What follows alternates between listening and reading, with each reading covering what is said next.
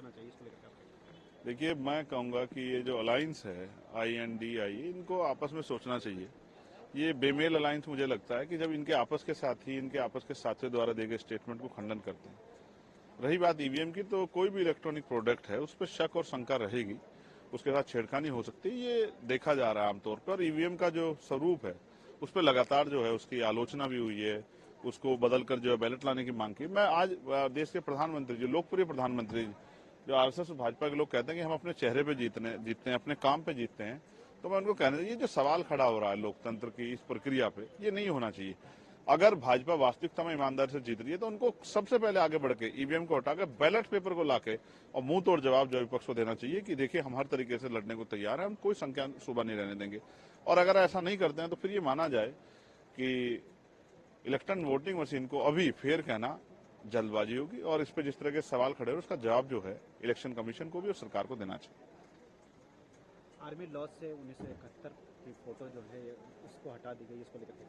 देखिए, मेरी जानकारी में नहीं है, लेकिन आपके द्वारा बताया गया, कुछ पार्लियामेंट में भी कुछ सदस्यों द्वारा ये जो है माननीय सदस्य ये सवाल खड़ा किया गया। ये अगर ऐसा हटाया गया तो ये दुर्भाग्यपूर्ण है। सहयोग से ये अच्छा नहीं है, मैं इसको सही नहीं मानता। विरासत को बचा के रखना चाहिए, एक बड़ा कदम था वो। लेकिन 1971 में बाबू जगजीवन राम के योगदान को भी नकारा नहीं जा सकता। मैं मानता हूं उस समय के तत्कालिक रक्षा मंत्री बाबू जगजीवन राम की गहरी सोच और उनके जो है निष्पक्ष नेतृत्व के कारण जो है ये सब संभव हो पाया कि आज बांग्लादेश जो है वो स्वतंत्र बन पाया। लेकिन बांग्लादेश में इस समय जो हो रहा है वो भी चिंताजनक है। जिस तरह वहां के हिंदुओं पे, सिखों पे, बौद्धिस्टों पे, ईसाइयों पे जुल्म हो रहा है, ये किसी भी कीमत पर स्वीकार्य नहीं। मैं माननीय प्रधानमंत्री से मांग करता हूं, वो जब यूक्रेन का युद्ध रुकवा सकते हैं तो उनको जो है पड़ोसी देश में जो हिंसा हो रही है अल्पसंख्यकों पे, उनमें भी बौद्धों पे, हिंदुओं पे, सिखों पे, ईसाइयों पे, इसको रोकने के लिए ठोस कदम उठाने चाहिए, सरकार से बात करना चाहिए। और अगर सरकार से बात नहीं कर सकते हैं तो फिर बड़ी बड़ी बातें हाँकना बंद करना चाहिए। धन्यवाद। क्रीमी लेयर को लेकर के आप सदन में बात भी उठाना चाहते हैं, इसको लेकर? नहीं, मैंने उठाया था आज, और मुद्दा बहुत गंभीर है। मंडलायुक्त की सिफारिश जो लागू की गई थी वो लागू की गई थी शैक्षणिक और सामाजिक तौर पे पिछड़े वर्ग के हितों के लिए। लेकिन डीओपीटी का जो वर्तमान मंत्रालय है, ये मंत्रालय शैक्षणिक और सामाजिक की जगह आर्थिक चीज़ों को आगे करके, उसमें भी जो नियम कानून मंडलायुक्त की सिफारिश के साथ बनाए गए थे इंदिरासानी केस के बाद, उनके भी खिलाफ में उस केस के बाद जो नियम कानून बने थे उसमें कहा गया था कि किसी भी अभ्यर्थी के माता पिता की कृषि आय और सैलरी की आय इंक्लूड नहीं होगी, एक्सक्लूड रहेगी। ये बात का सरकार ने एफिडेविट सुप्रीम कोर्ट में भी दिया है ईडब्ल्यूएस के मामले में। लेकिन पिछले 14 से लेकर 23 तक की जितनी परीक्षाओं में सेलेक्ट हुए लगभग 150 से ज्यादा ऐसे नौजवान हैं जो सेलेक्ट हुए अपनी मेधा, अपनी मेहनत, अपनी काबिलियत की दम पर। लेकिन डीओपीटी की मिस इंटरप्रिटेशन के कारण, डीओपीटी की गलत नीतियों के कारण, डीओपीटी की गलत नीयत के कारण आज वो नौकरी से बाहर खड़े हुए हैं। उसको लेकर आज हमने सदन में मामला जरूर उठाया था। और इस मामले के पक्ष में जो दलीलें हैं, आप सोचिए, जो पिछड़ा वर्ग संबंधी जो हमारी समिति है उस समिति की रिकमेंडेशन है, जो Madras high court, Kerala high court, Delhi high court के फैसले हैं, ministry of social justice empowerment की रिकमेंडेशन है, ministry of law and justice की रिकमेंडेशन है, उसको भी अवहेलना करके डीओपीटी नौजवानों के साथ भेदभाव कर रही है। इस बात को आज हमने सदन में उठाया था। सर, संभल का एक मुद्दा है जिसमें शिव मंदिर में 1978 की मूर्तियां मिली है, इसको लेकर? मैं उस पर दूर नहीं जाऊंगा बहुत, लेकिन जो मैंने जानकारी ली उस हिसाब से जो उस मंदिर की देखरेख करने वाले लोग हैं उनके बयानों को आप सुन लो। किसी भी राजनीति में फंसे बिना केवल जो उनकी देखरेख करने वाले लोग हैं उनके बयान को सुनेंगे तो आपको पाएंगे कि सरकार बेबुनियाद तरीके से चीजों को तुल दे रही है। आज सदन में हंगामा हो रहा है। 1971 के जो ये थे, शहीद थे, उनका आर्मी लॉज में फोटो था, उसको हटा दिया गया। हाँ, सदन में उठाया कांग्रेस के नेता ने, मैंने सुना और उसके बारे में सारी चीजें पता करके मैं कुछ बात कहूंगा। आज इस मौके पर चूंकि विजय दिवस है, आज ही के दिन हमारे भारत की सेना ने पाकिस्तानी सेना का आत्मसमर्पण कराया था। और रक्षा मंत्री रहते हुए श्रद्धेय नेताजी ने हमेशा कहा कि हमारे देश के अंदर जब जब सेनाओं में लड़ाई हुई देश की किसी दूसरे देश के साथ, तो हमारे देश की बहादुर सेनाओं ने हमेशा विजय हासिल की है। और कई ऐसे मौके आए जब नेताओं की वार्ताएं हुई तो उस वार्ता में जरूर हमारे देश के लोग कमजोर पड़े।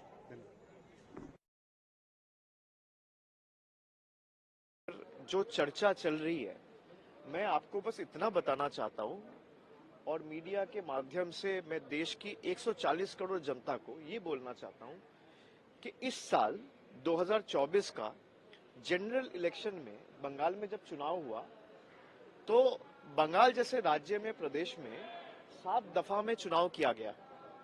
2021 में जब विधानसभा के चुनाव हुए तब 2021 में बंगाल को 8 दफों में चुनाव कराया गया। तो जो एक राज्य में ऐसा ही आप अगर देखेंगे तो 2 महीना पहले, 1 महीना पहले झारखंड में जब चुनाव हुआ, झारखंड जैसा एक प्रदेश में आपने 2 दफा में चुनाव करवाया। जो एक छोटा सा राज्य में 2 दफा में, 7 दफा में, 8 दफा में चुनाव करवा रहे, तो कहां से 140 करोड़ का देश में 1 दफा में चुनाव कराने की बात करते हैं। और जहां तक ये बात है, ये जनता का अधिकार छीनने वाली बात है। मैं 5 साल में अगर मैं देश का जनता हूं, मान लीजिए मेरा अगर अर्बन एरिया में घर है तो मैं म्यूनिसिपैलिटी में वोट दूंगा, विधानसभा में दूंगा, मैं लोकसभा में दूंगा। मैं अगर रूरल जगह से आता हूं तो मैं 3 बार वोट दूंगा, पंचायत में दूंगा, विधानसभा में दूंगा, लोकसभा में दूंगा। और बाई इलेक्शन होता है तो बाई इलेक्शन का अलग से मुझे मतदान करने का अवसर मिलता है। तो जो जनता को 5 साल में 3 बार, 4 बार, 5 बार वोट देने का अधिकार है, ये अधिकार कोई बीजेपी, कोई कांग्रेस, कोई तृणमूल ने नहीं दिया है। ये अधिकार उनको देश की जो 140 करोड़ जनता है, उनको देश के संविधान ने दिया है। तो ये संविधान बदलने की बात है कि मैं अगर 5 साल में 3 दफा, 4 दफा वोट करूंगा तो गवर्नमेंट का अकाउंटेबिलिटी रहेगा। मान लीजिए मैं अगर बंगाल का बात करूं तो बंगाल में 2021 में चुनाव हुआ, 22 में म्यूनिसिपैलिटी हुआ, 23 में पंचायत हुआ, 24 में लोकसभा हुआ, 25 में अभी कुछ नहीं है और 26 में फिर से विधानसभा है। तो 5 साल में आपको 4 बार या 5 बार मतदान करने का अवसर मिलता है। ये ताकत आपको संविधान ने दिया है। मान लीजिए अगर एक बार आपको वो ताकत मिलेगा तब तो गवर्नमेंट कुछ भी करेगा। आप सबक कैसे सिखाएंगे? लोग तो यही कहते हैं कि भाई एक बार मौका देंगे, अगर नहीं किया तो अगली बार सबक सिखाएंगे। तो लोगों का जो अधिकार है वो छीनने वाली बिल है ये 1 नेशन 1 इलेक्शन। जो ताकत आपको संविधान ने दिया है वो संविधान बदलने की बात कर रहे हैं। आप अगर देखेंगे सरकार जो लोग चलाते हैं या जो सरकार चला रहे केंद्र में, वो कहते हैं हम तो जनता के सेवक हैं। भाई आप अपने आप को सेवक कहते हैं, आप अपने आप को पहरादार कहते हैं। कैसे सेवक है? मान लीजिए आप अगर घर में किसी सेवक को काम पे रखे, उनको 25 दिन ड्यूटी करना है और उस बिल को बदल के आप वो नियम कानून बदल के अगर कहते नहीं आपको 25 दिन ड्यूटी नहीं करना है, 1 ही दिन करना है या 2 ही दिन करना है महीने में, तो अकाउंटेबिलिटी कहां रहेगा? उसका सारा महीने का जिम्मेदारी कैसे बरताएगा? वो जिम्मेदारी रहेगा ही नहीं। तो जब तक वो जिम्मेदारी नहीं रहेगा तब तक सरकार काम नहीं करेगी। मान लीजिए अगर 19 में चुनाव होता और 24 तक कोई चुनाव ही नहीं होते तो क्या करता? कल यही सरकार पेट्रोल का दाम 300 रुपए कर देंगे तो आपको सबक सिखाने का मौका नहीं मिलेगा।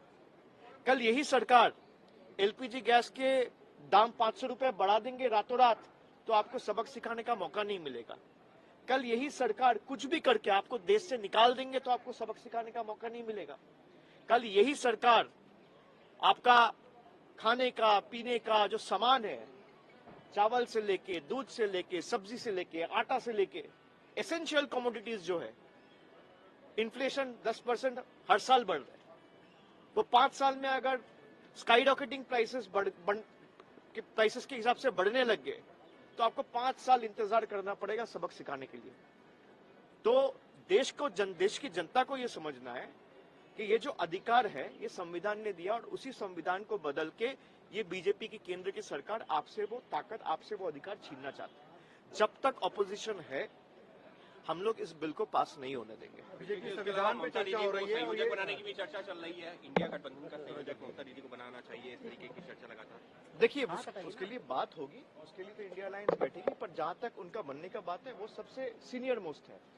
7 टर्म वो मेंबर ऑफ पार्लियामेंट रह चुकी है और 3 बार वो एमएलए के रूप में 3 बार चीफ मिनिस्टर, अभी 3rd टाइम उनका चीफ मिनिस्ट्री का चल रहा है। और पहले भी वो 3 दफा सेंट्रल मिनिस्टर रह चुका है। एक बार वुमेन एंड चाइल्ड डेवलपमेंट का मिनिस्टर रह चुका है, एक बार यूथ सर्विसेज का रह चुका है, 4 बार रह चुका है, एक बार 2 बार रेलवे रह चुका है, एक बार कोल रह चुका है। तो सबसे सीनियर मोस्ट तो वही है। मुझे लगता है विस्तार से बात होना चाहिए और ये कोई बड़ा मुद्दा नहीं है। पर कांग्रेस कह रही है कि रीजनल पार्टी है टीएमसी। नहीं, वो रीजनल पार्टी किसी को कभी छोटा करके देखना नहीं चाहिए। यही गलती बीजेपी करता है, यही गलती कांग्रेस करती है। कोई भी पार्टी आप ये देखिए, तृणमूल एकमात्र पार्टी है। मैं आपको खाली अगर डेटा दूंगा तो जितना भी इंडिया अलायंस में पार्टनर्स है सब बीजेपी के खिलाफ लड़के आया है।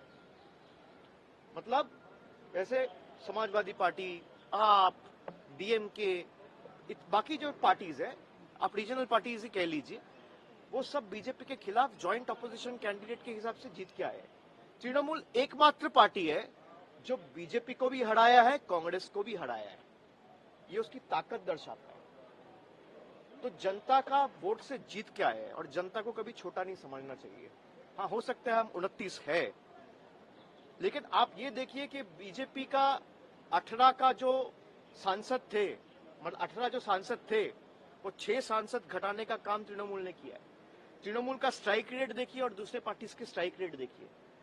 देश में एकमात्र पार्टी जहां बीजेपी से लोग आते हैं, बाकी तो तोड़ तोड़ के अपने में ले जाते हैं ये लोग। ये सरकार बदलना, ये खरीदारी करना, ये सब तो देख ही रहे आप 5 साल से। बाकी पार्टी में क्या होता है भाई, तोड़ के बीजेपी अपनी पार्टी में शामिल कर लेता है। ये एकमात्र पार्टी है जहां बीजेपी के लोग छोड़ छोड़ के आए हैं और उपचुनाव में खड़ा होकर जीता है तृणमूल का सिंबल से। जनता की ताकत को कभी कमजोर नहीं समझना चाहिए। पर क्या रोक है, क्योंकि उमर अब्दुल्ला कह रहे हैं कि जहां जीतते हैं वहां ईवीएम पर सवाल नहीं उठते हैं, जहां हारते हैं नहीं, मुझे लगता है ये मेरी पर्सनल राय है कि जो लोग ईवीएम पे सवाल उठा रहे हैं, अगर उनके पास कुछ है तो इलेक्शन कमीशन को जाके वो डेमो दिखानी चाहिए कि भाई हमारे पास ये वीडियो है। क्योंकि इलेक्शन कमीशन ने वो सबको बुलाया था और मैं इतना दिन से चुनाव जमीन पे करवाता हूं। मुझे लगता है आप अगर ईवीएम रैंडमाइजेशन के टाइम ठीक से काम करेंगे और बूथ पे जो लोग काम करता है वो मॉक पोल के टाइम पे भी आप अगर चेक करेंगे, उसके बाद काउंटिंग के टाइम पे आपका 17 सीट जो फॉर्म होता है जिससे बैलेट यूनिट, कंट्रोल यूनिट मिलाया जाता है, वो अगर ठीक से चेक करेंगे तो मुझे नहीं लगता है कि ये जो एलिगेशन है इसमें कोई सब्सटेंस है।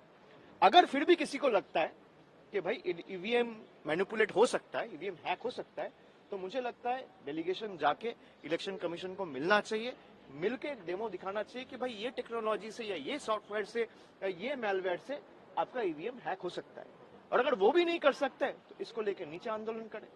भाई खाली 2-3 टिप्पणी करने से नहीं होता है। Okay, thank you.